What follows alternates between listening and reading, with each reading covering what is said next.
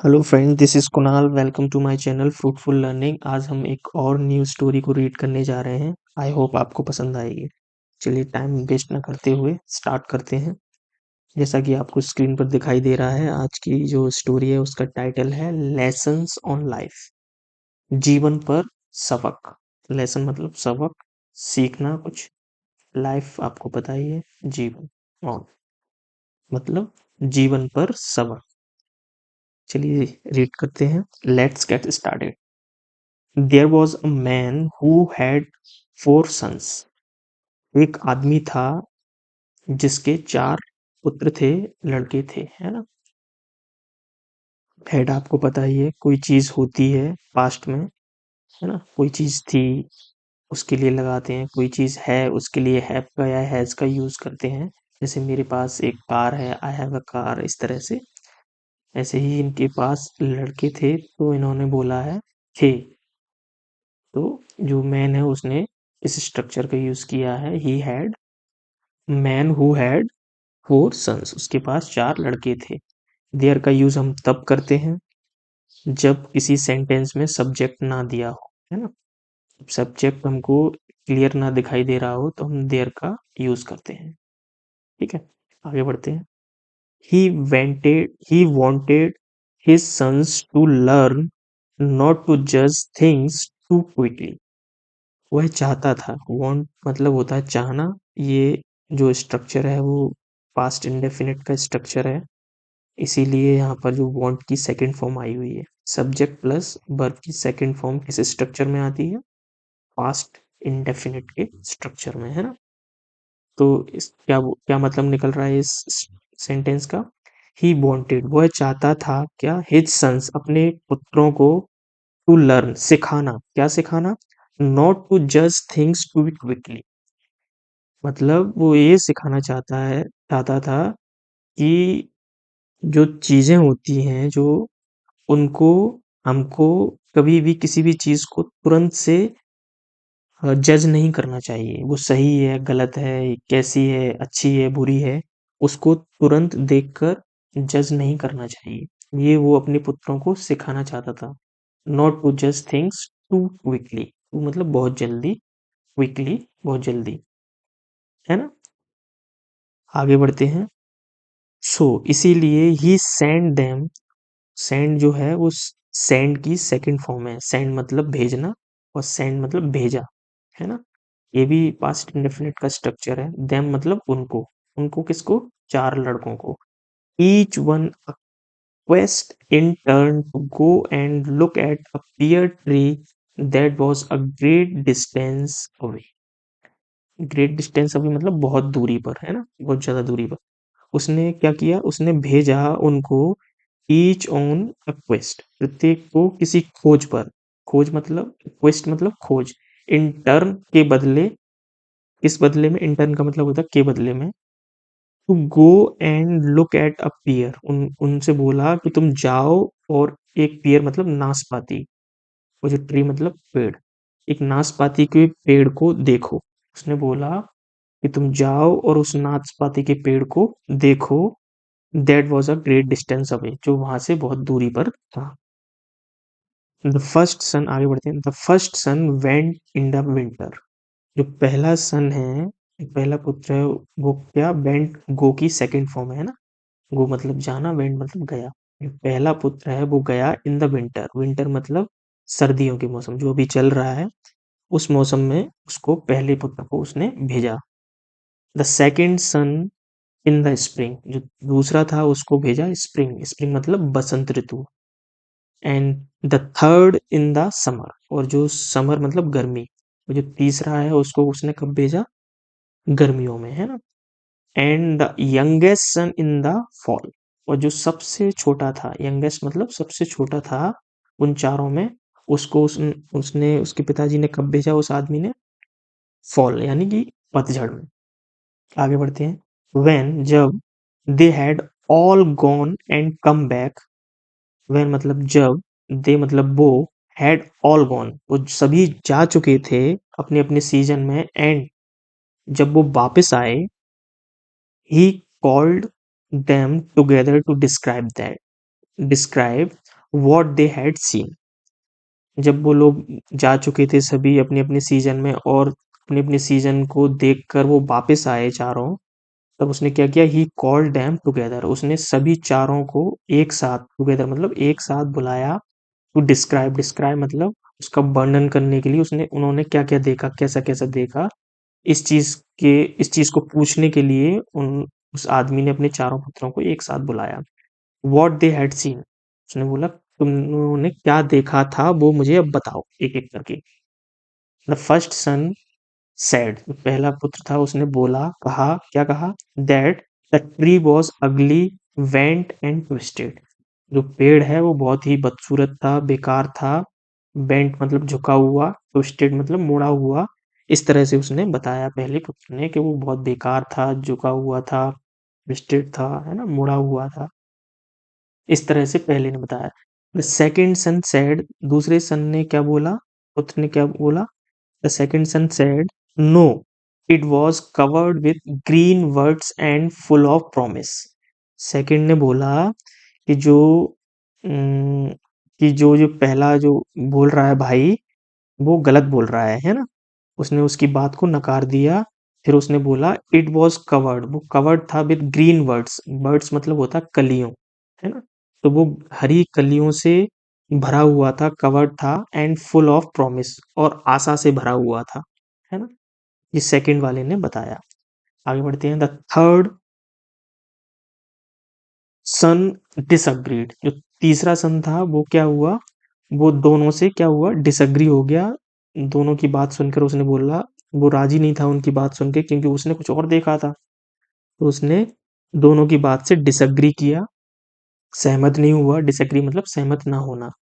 उसने क्या बोला, ही सेड, उसने बोला, उसने बताया, क्या कहा उसने, it was laden with blossoms that smelled so sweet and looked so beautiful. तीसरे ने क्या बोला, लेडन मतलब लदा हुआ, विथ ब्लोसम, ब्लोसम मतलब फल फूलों से, तो उसने बताया कि वो जो पेड़ था वो फल फूलों से लदा हुआ था, एंड बहुत अच्छी स्मेल कर रहा था, उसकी बहुत अच्छी खुशबू आ रही थी, एंड लुक सो ब्यूटीफुल, और बहुत ही सुंदर दिखाई दे रहा था। ये तीसरे वाले ने उस चीज का वर्णन किया जब उसने अपने सीजन में देखा। आगे बढ़ते हैं। It was the most graceful thing he had ever seen, उसने क्या बोला कि ये वो इतनी सुंदर चीज थी जो उसने पहले कभी नहीं देखी थी, है ना, जो उसने अपनी पूरी जिंदगी में पहले कभी इतना सुंदर नजारा नहीं देखा, ये वो बोलना चाह रहा था, है ना। आगे बढ़ते हैं। The last son disagreed with all of them, जो लास्ट का छोटा वाला सन था वो सबकी बात सुनी और सभी की बातों से डिसएग्री हो गया, सहमत नहीं हुआ वो किसी की भी बात से, है ना। उसने क्या कहा, ही सेड, उसने क्या बोला, it was ripe and dropping with food, ripe मतलब पका हुआ, ड्रॉपिंग मतलब विथ फूड, जो पके हुए जो फ्रूट हैं उनसे लदा हुआ था वो, है ना। ये सारी चीजें उसने बोली, full of life and fulfilment, और जो उसने और क्या बताया, फुल ऑफ लाइफ मतलब फुलफिलमेंट मतलब होता है पूर्ति, तृप्ति, और जो जीवन से और तृप्ति से भरा हुआ था, भरपूर था, ये उसने बताया कि पके हुए फल थे, फ्रूट्स थे, पके हुए फ्रूट से लदा हुआ था, है ना। और क्या बोला कि जीवन और तृप्ति से भरपूर था, उसने उस चीज का इतना अच्छे से वृतांत किया, इतने अच्छे से वर्णन किया कि वो इतना अच्छा था कि वो पके हुए फलों से लदा हुआ था और जीवन से तृप्ति से भरपूर था वो, मतलब उसमें कुछ बोलने के लिए कुछ रह ही नहीं गया, इतना अच्छा था, है ना, इस तरह से उसने बताया। The man then explain to his sons that they were all right, they were all right, जो आदमी था उसने क्या बोला, द मैन देन एक्सप्लेन, उसने फिर एक्सप्लेन किया, फिर देन मतलब फिर, एक्सप्लेन मतलब वर्णन किया, बताया, समझाया, टू हिज सन अपने सभी पुत्रों को, दैट की देवर ऑल राइट, वो सभी सही थे, उसने ये बताया कि वो जिसने जो-जो बताया वो सब लोग सही हो, कोई भी गलत नहीं है ना? सबको सही बताया और क्या समझाया because they had they had each seen only one season off the trees life. उसने क्या बोला बिकॉज़ मतलब क्योंकि दे हैड ईच सीन उन उन्होंने सबने प्रत्येक ने जो देखा था only one season off tree life. उन्होंने जो पेड़ का सभी ने पेड़ के केवल एक सीज़न को देखा था प्रत्येक ने। हर पुत्र ने केवल जो पेड़ है उसके एक ही सीज़न को देखा था, इसीलिए सबने उसके बारे में अलग-अलग बताया। ये उसने बोला, किसने? उनके पिताजी ने, जो आदमी था। आगे बढ़ते हैं। ही टोल्ड देम, फिर उसने आदमी ने बोला, ही टोल्ड देम बताया उनको कि दैट कि यू कांट जज अ ट्री और a person by only one season. और उसने क्या समझाया अपने पुत्रों को कि वो किसी पेड़ या पर्सन को केवल एक सीजन या एक सिचुएशन से, एक परिस्थिति से जज नहीं कर सकते, है ना? ये उसने समझाया अपने पुत्रों को। And that the essence of, और यही इस चीज का सार है। एसेंस मतलब सार। और यही चीज वो समझाना चाहता था, यही चीज चीज का सार है, इसीलिए उसने उनको भेजा था। क्या सार है? कि किसी भी व्यक्ति या किसी भी इंसान के जीवन में को जब तक जज नहीं किया जा सकता, जब तक कि क्या, they are and the pleasure joy love that come from that life can only be measured at the end when all the season are up। वो तब तक जज नहीं कर सकते जब तक कि उसके सीजन रूपी जिंदगी की सारी सिचुएशन जो जिनसे वो गुजरा है उनको नहीं देख लेता, है ना? जैसे कि अगर कोई, वो उनका पुत्र जब तक चारों सीजन नहीं देख लेता किसी पेड़ के बारे में, तब तक उसको जज करना उन सबके लिए गलत था। सबने अलग-अलग बताया। ऐसे ही किसी इंसान के बारे में तब तक जज नहीं करना चाहिए, उसकी एक सिचुएशन को देखकर, एक परिस्थिति को देखकर उसको जज नहीं करना चाहिए कि वो अच्छा है, बुरा है, कैसा है ना? ये चीज़ उसने समझाने की कोशिश की। मेजर मतलब उस चीज़ को नहीं मापना चाहिए। कभी वो आपको खुशी देगा, सुख देगा, प्यार देगा, कभी आपसे लड़ाई झगड़े, कभी इस तरह से अलग-अलग डिफिकल्ट सिचुएशन से आप गुजरोगे। तो आप किसी पर्सन को एक सिचुएशन के हिसाब से जज नहीं कर सकते। ये उसने समझाने की कोशिश की, बहुत ही प्यारी सुंदर सी बात। क्या मॉरल निकल रहा है? वैसे तो यही बात थी इस कहानी की, यही सीखने वाली बात थी, फिर भी और देख लेते हैं। मॉरल ऑफ द स्टोरी क्या है?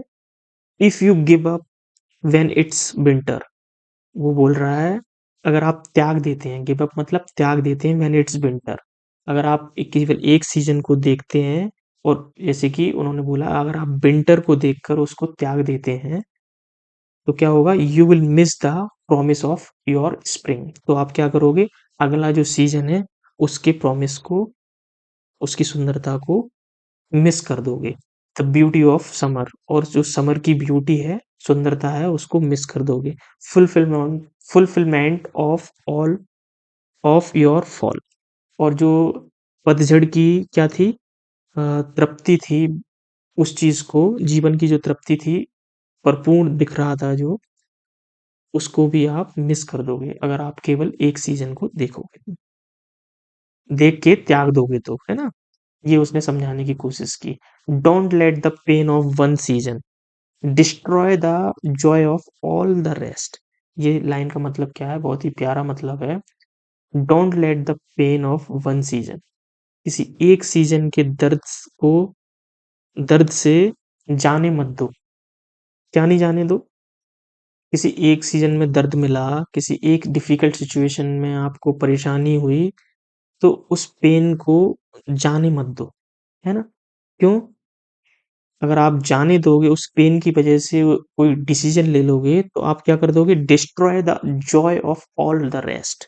तो आप आने वाले जो खुशी है उसको आप डिस्ट्रॉय कर दोगे, खत्म कर दोगे, बर्बाद कर दोगे, है ना? खो दोगे। डिस्ट्रॉय मतलब किसी चीज को खत्म कर देना पूरी तरह, बर्बाद कर देना।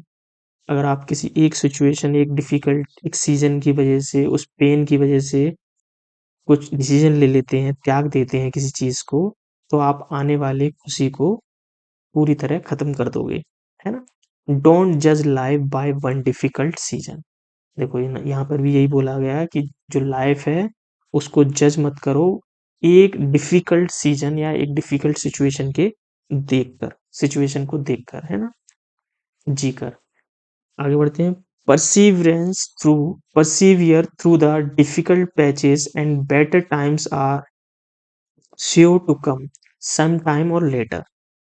मतलब जो जो सिचुएशन होती है डिफिकल्ट, उसको एक चीज को देखकर, है ना, हमें कभी जज नहीं करना चाहिए। और क्योंकि जो अच्छा समय है वो पक्का आएगा, 100% आएगा कभी ना कभी। ये हमारी आज की कहानी थी। आई होप आपको पसंद आई होगी, है ना? बहुत ही सुंदर कहानी थी आज की, और हमें बहुत ही प्यारा लेसन मिल रहा है ना इस चीज से। Perseverance through the difficult patches मतलब हो सकता है कि डिफिकल्ट जो कठिन दौर होता है उससे गुजरते हुए हमें हमेशा जो भी कठिन अपना समय आए उसको गुजरते हुए, उसको झेलते हुए आगे बढ़ना चाहिए।